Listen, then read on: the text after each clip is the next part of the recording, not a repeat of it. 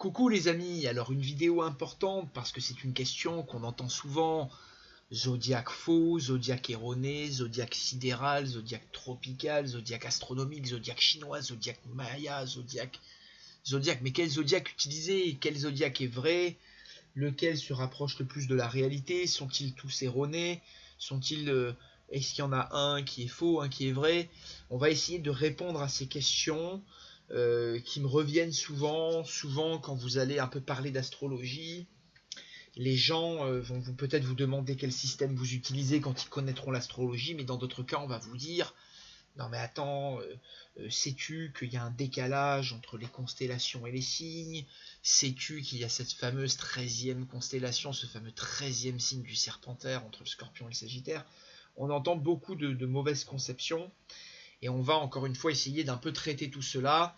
Alors il faut savoir que vous avez plusieurs types de zodiaques. Vous avez le zodiaque tropical, le zodiaque sidéral, vous avez le zodiaque astronomique, comme je dis, chinois, maya. Vous avez vraiment des tonnes de zodiaques.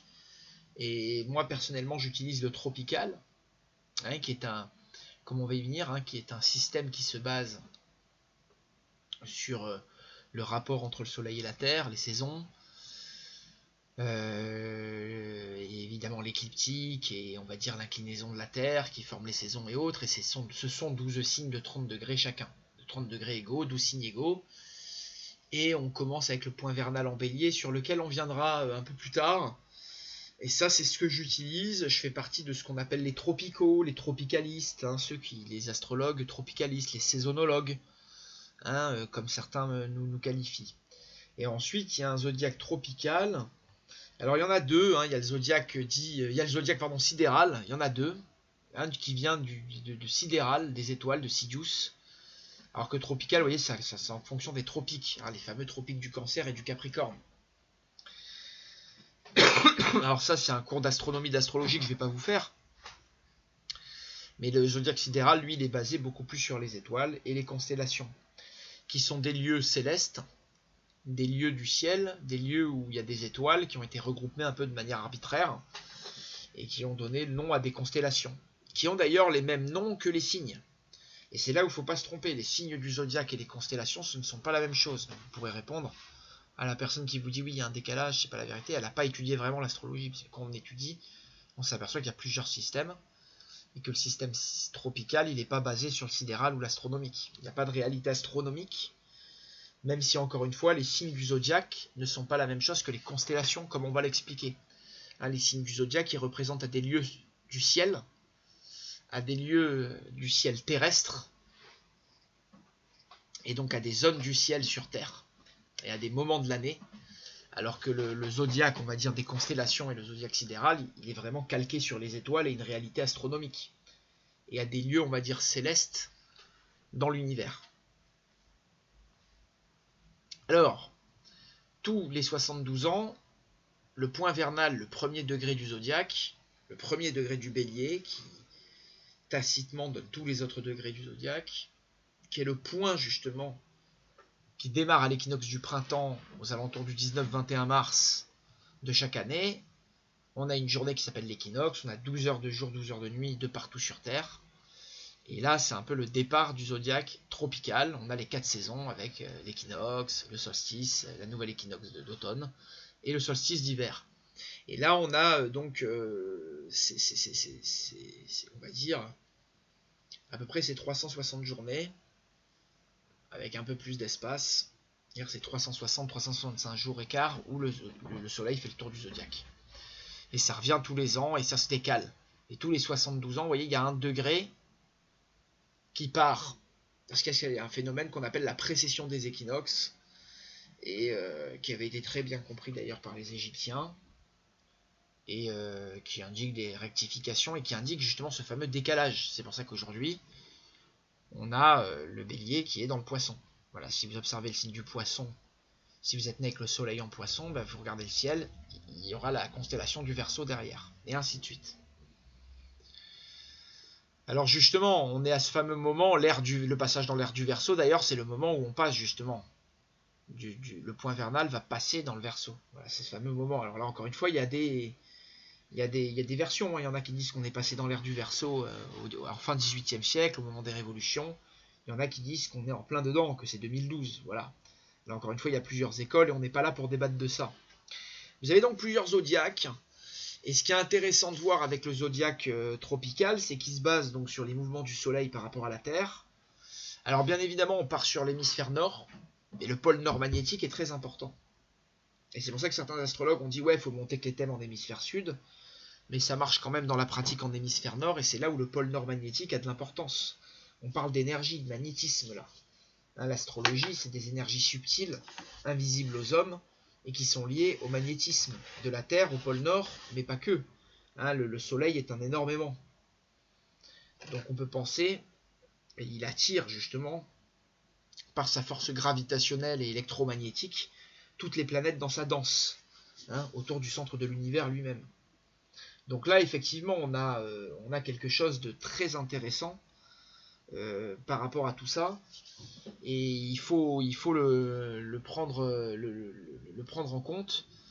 Quelqu'un qui est né en Lion ou en Cancer, ou on va dire en Lion, le signe de l'été par excellence, va être beaucoup plus chaud, chaleureux, dans l'humour, que quelqu'un qui est né en hiver, et par exemple en Capricorne, qui est réputé un signe froid. C'est parce qu'au moment où la personne est née en Capricorne sur l'hémisphère nord, il y a moins de photons dans l'atmosphère, dans l'air.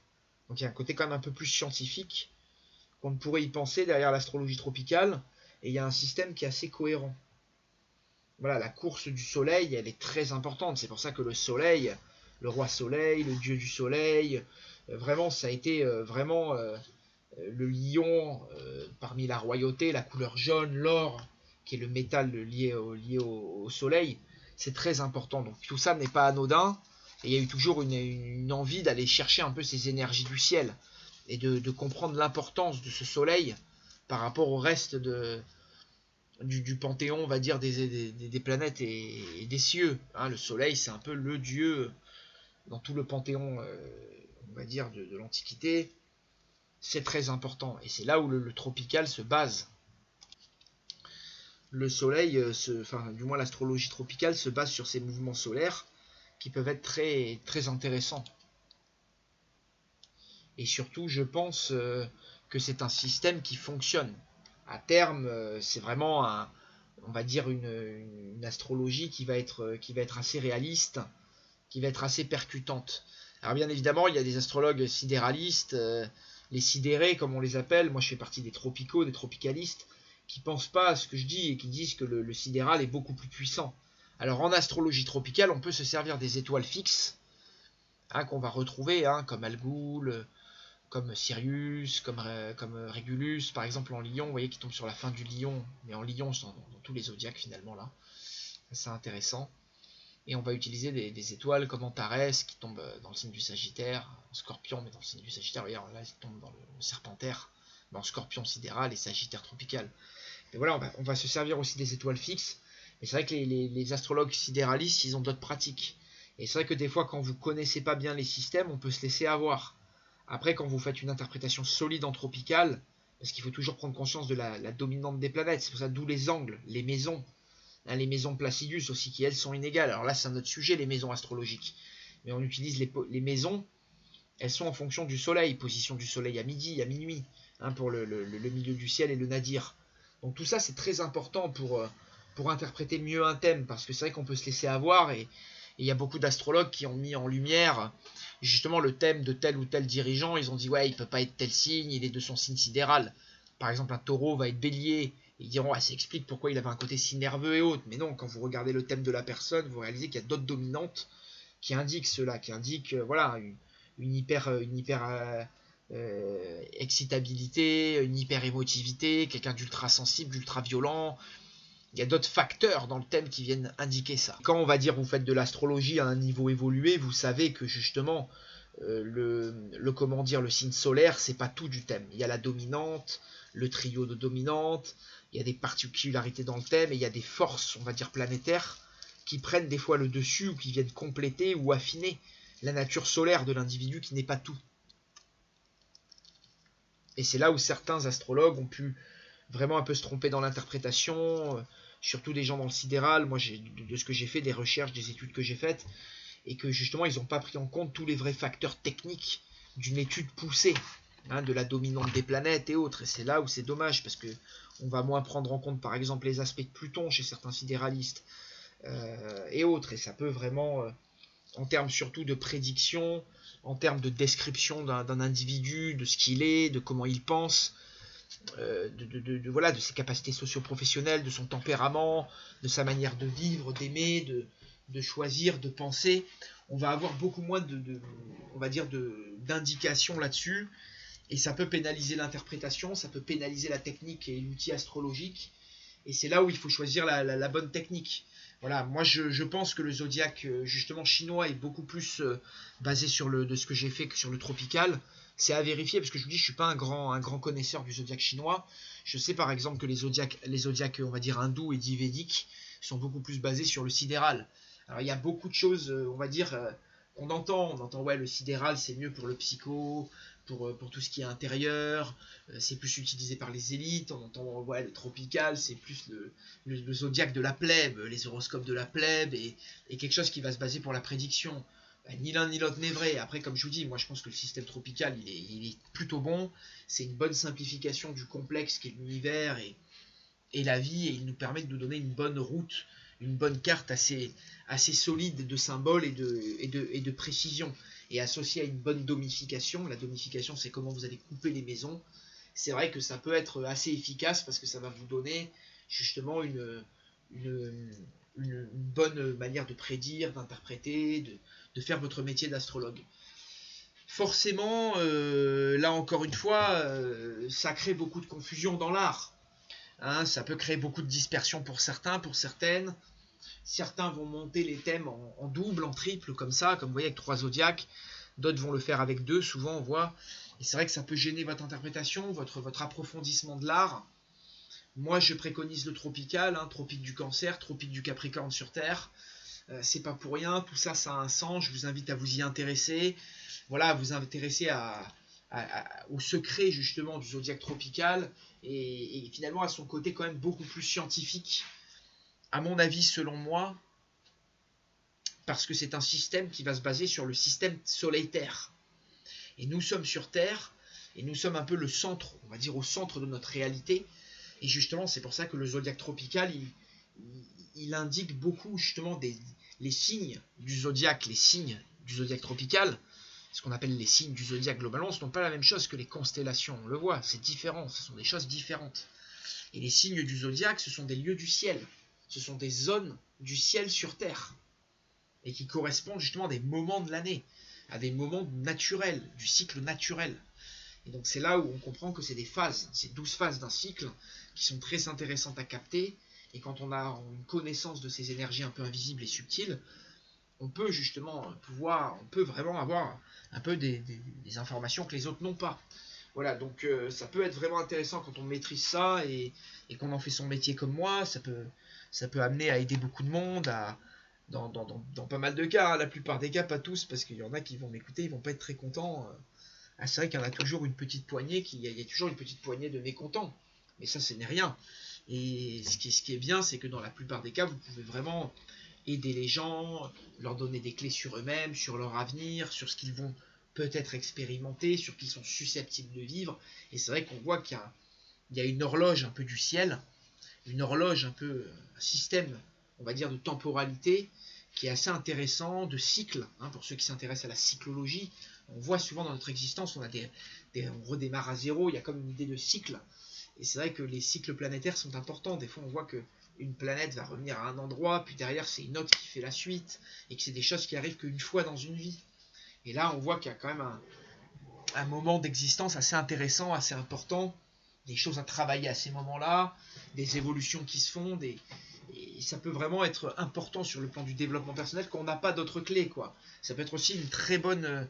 moi, je pense personnellement que le zodiaque et l'astrologie, ça peut être vraiment quelque chose qui peut être intéressant pour mieux se comprendre, mieux comprendre ses défauts, mieux revenir et mieux se tourner vers le ciel de manière un peu philosophique, même physique, hein, de se tourner beaucoup plus vers le ciel que vers les hommes et que le monde matériel, et beaucoup plus vers la spiritualité, et même revenir un peu vers Dieu. Et c'est vraiment un outil fabuleux pour celui qui l'utilise, on va dire à bon escient, de la manière un peu correcte, et c'est là où il y a beaucoup de dispersion, il y a beaucoup de manières il y a beaucoup de gens qui utilisent le zodiaque de beaucoup de manières, et là encore une fois c'est ce qu'on lui fait dire. Je vous conseillerais d'utiliser le zodiaque tropical, intérieur, 12 signes de 30 degrés chacun, et la domification des maisons, c'est pareil, je vous conseillerais le système Placidus, qui est quand même celui qui a donné le plus ses fruits, surtout quand vous analyserez vraiment les thèmes en profondeur de vos proches, des vôtres, de vos consultants, et vous verrez que la rentrée et la sortie des maisons est très importante, surtout des planètes lourdes. Beaucoup de choses vont vous indiquer que vraiment il y a une importance, et j'ai vu ça moi-même dans la pratique, parce qu'à un moment je m'étais égaré à faire la domification des maisons égales, et je suis revenu en maison Placidus, qui est beaucoup plus précis en termes de datation, surtout sur un thème individuel, et le thème d'un individu, et vous aurez beaucoup, je pense, selon moi, des meilleurs résultats, et ça vous évitera de moins vous perdre dans votre art. Pour parler du 13e signe, oui, alors le zodiaque astronomique et les constellations, il n'y a pas que le Serpentaire d'ailleurs qui se trouve entre ces... Il y a des astrologues sidéralistes qui ont expliqué ça, qu'il y a beaucoup de petits morceaux de constellations qui viennent se loger entre les 12 constellations, et le Serpentaire est l'une de ces constellations, et c'est vrai qu'on force sur le serpent, le 13, qui est un chiffre et un symbole, ce sont deux symboles de nom, enfin un nombre et un symbole qui sont un animal, qui sont des symboles, les deux assez forts en ésotérisme, et c'est vrai que la NASA a poussé un peu ces serpentaires. On en entend beaucoup parler, mais vous verrez qu'il y a beaucoup de petits bouts de constellations qui se placent justement entre les deux, et justement le zodiaque qu'on voit, c'est une petite bande et qui est un peu entrecoupée. Donc là encore une fois, il y a un astrologue sidéraliste, je ne me rappelle plus du nom, mais qui avait fait une superbe vidéo là-dessus. Mais mine de rien, encore une fois, quand vous faites un zodiaque sur Terre, ça ne sert à rien d'utiliser le zodiaque sidéral. Vous verrez que ça a beaucoup moins d'impact que le tropical.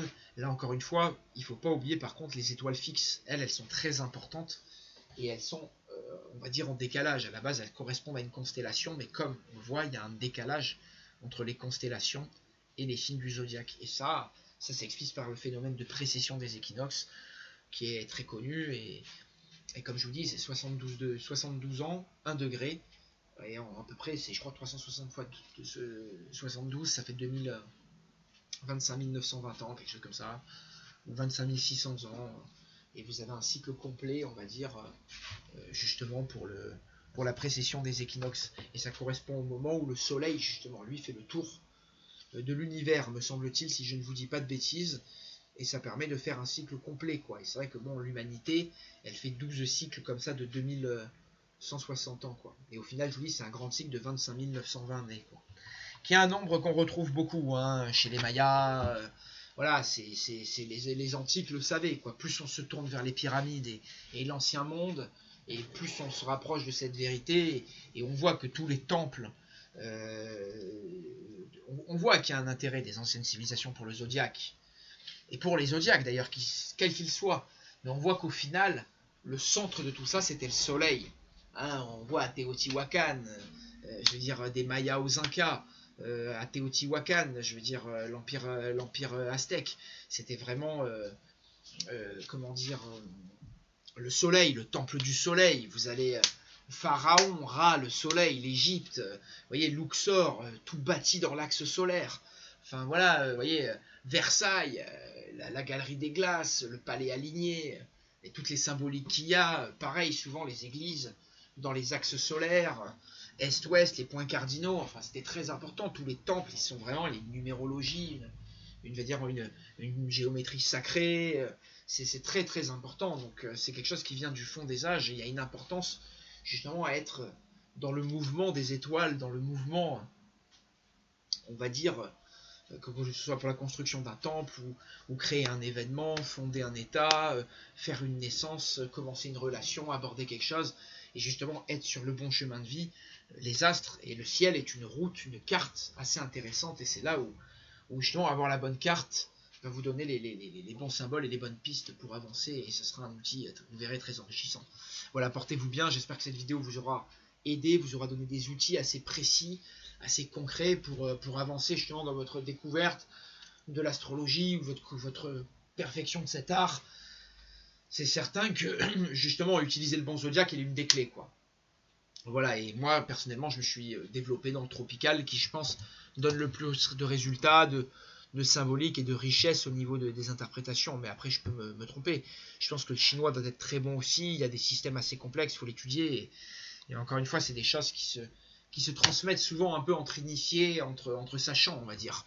Hein, il faut se méfier de tout ce qui est un peu mainstream, grand public là-dedans. Voilà, mais on en reparlera, c'est d'autres sujets. Voilà, à très bientôt les amis. Allez, on va faire 20 minutes 20, parfait.